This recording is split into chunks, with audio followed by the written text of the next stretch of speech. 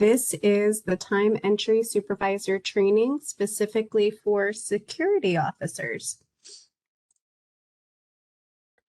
As you know already, to get to time approval, it's all through self-service. Everybody should already be aware of that from utilizing self-service.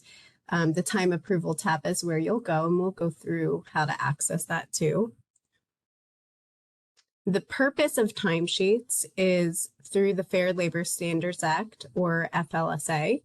It sets the standards for minimum wage, overtime pay, record keeping. As a non-exempt employee, it is required to provide all time entry details, including scheduled work hours, hours worked each day, and a total hours worked each week. With this information, the system will determine all regular hours, overtime hours, and any other hours such as like alternate holiday time. For your security officers, it will be the holiday worked or campus closure. To be in compliance with FLSA, timesheets are required for historical record of submission of all hours as well as the approval. So it's important that we have it time-stamped. There is a historical record of when the employee submitted, when the supervisor submitted, and basically when it's been paid. We have all that on the back end, the administrative piece of it. So your piece that you do through self-service is all what Colleague takes in. So to get to the timesheets, you'll go to ocean.edu. You'll click on Ocean Connect. And then that will bring you into self-service for faculty and staff. You'll click on that tab. And the easiest way to me that I get to it is go.ocean.edu/time approval. And this will take you right into the dashboard for time approval. The dashboard is going to look like this, where you'll see the filters bar on the left-hand side, including the pay cycles, the status, and any employees that report to you directly. To view the most current timesheets, you'll select the applicable pay cycle, which is always going to be held employees. And then you'll find the pay cycle that is the most current, which right now it's 2/4 to 2/17/23. To view the timesheets, you will click on the arrow next to the person's name, and that will expand it to the summary bar. And the summary bar will show you the full pay period that is included, the due by date, which typically it is Monday by 5 p.m. for supervisors. For this particular payroll, it's going to be due on Friday only because we have a holiday on February 20th. It will also show you the status for the full pay period. We'll get into how it individually shows for the week. And then the total hours, regular hours, overtime hours, as well as additional hours. Even though you have the approve, reject, comments, and view, I wouldn't make any action through this view unless you know the hours that were actually worked, like unless you actually viewed the detailed view first. To drop it down by week to week, you'll select the arrow next to held employees, and that will bring it out for each week that is shown. So you can see from this screenshot, it shows 2/4 to 2/10, as well as 2/11 to 2/17. But take note, the submitted bar or the status bar for each individual timesheet. The first week shows submitted, second week shows not complete for this example, which makes the whole pay period not complete. So when using that filter bar on the main dashboard, I always recommend not to select any statuses, because if they've submitted 1 week, you're not going to see that individual because the whole pay period will show as not complete. When you click on the view button for each week, it's going to bring you into basically the same view that the employee sees. You'll see the week that you're looking at right now, as well as the position you're looking to approve, their regular hours, And if they have any additional time or different time types, they'll show at the bottom of the regular hours in a different row. And we'll show you that as well. This is where you can approve the timesheet. And then this is the position total hours. I always suggest really reviewing the time in, time out, as well as the total hours before you hit approve. If there's any overtime, make sure that it is accurately entered versus your own records of what they've worked. Midnight shift should be entered as the screen shows. For this specific example, I've used like a part-time security officer who works on the weekends. So even though their shift starts on Friday evening, they would first start with a Saturday because the pay period week starts on Saturday. So they would enter 12 to 7, and then they come back for their shift from 11 to 12. And then on Sunday, they put 12 to 7. And then Friday, it will look like 11 to 12. So their total hours should equate to 16, but the daily hours might be a little bit different than what they think of their schedule as 8 hours per day.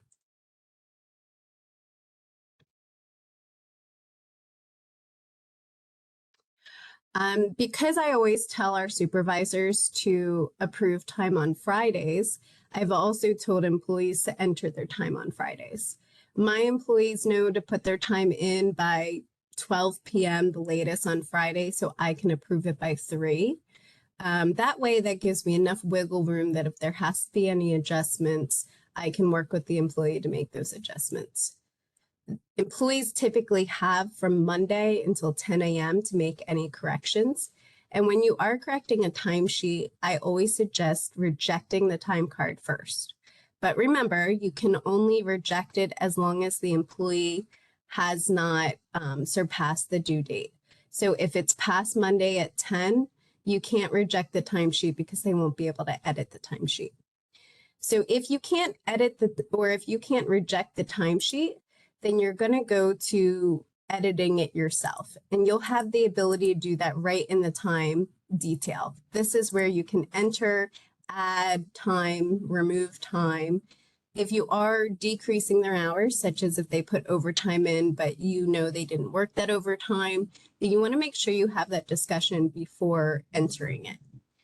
After you've made any changes, you'll select the Save button, and you won't be able to approve or actually move from the screen until you either save or you cancel your changes.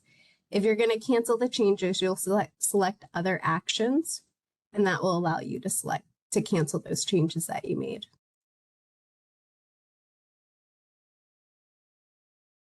Additional time. So in accordance with FLSA, we have to document when hours are not our regular hours. We do this through the Additional Time button. Additional time, it depends on most positions, but for the majority of users, they enter it as college recognized holidays. For SSA security officers, that's part-time, full-time security officers, they'll use this button for callback time, campus closure, or holiday worked. The reason why they use the additional time for these purposes is because these additional time types are set up with a certain calculation.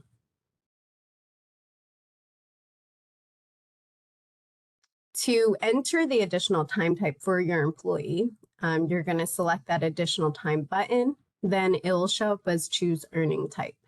Most of the time it's going to be holiday worked. Of course, unless we get snow or the campus closes, they'll select campus closure worked. Campus closure and holiday worked are paid at double time for all hours worked in accordance with the SSA contract. If your employee does not enter that code, you can enter it for them. But remember, if they don't have that in there and they work those hours, it's basically going to pay them as straight time if they've entered the time in as time in or time out. To add the holiday worked, you'll just select that row, and then it will open up a new row for you that will show here, and the total hours worked will go here under whatever day it is.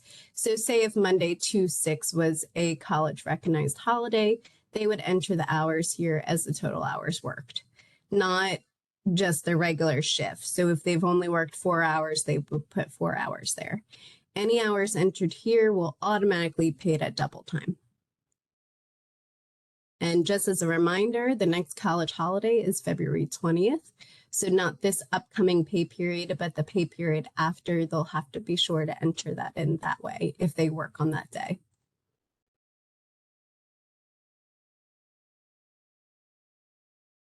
Vacation and sick, until we have the leave entry available in self-service, you'll still have your employees enter their time in and time out.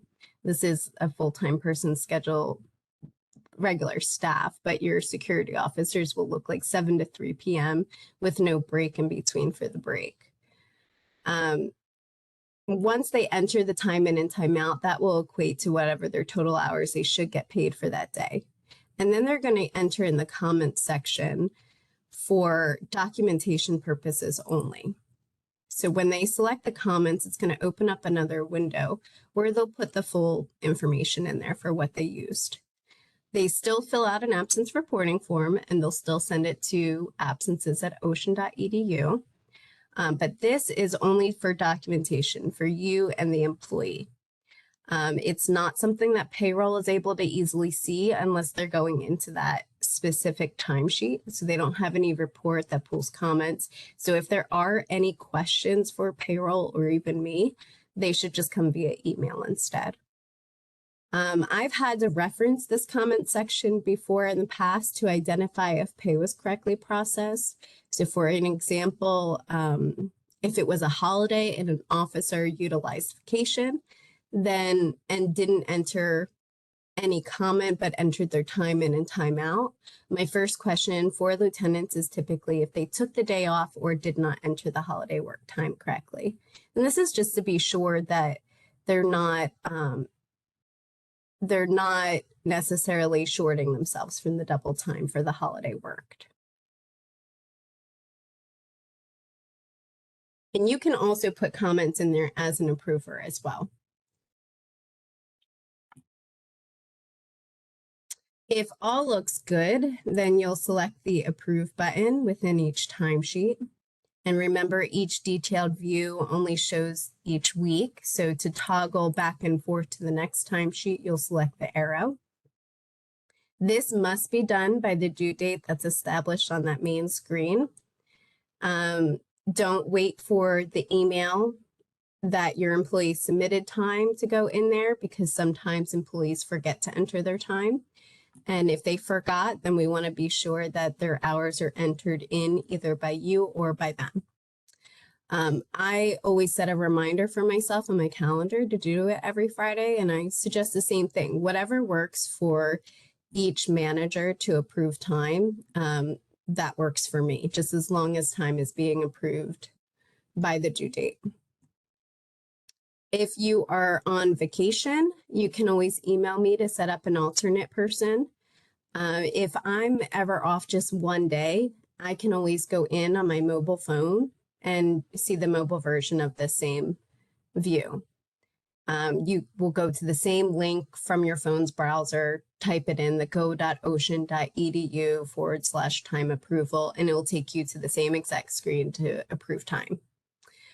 A reason for vacation won't be accepted if timesheets are not approved. So we're trying to get better at keeping everything on track. Just as much as we expect the employees to fill out their timesheets on time, we expect the managers to approve their time.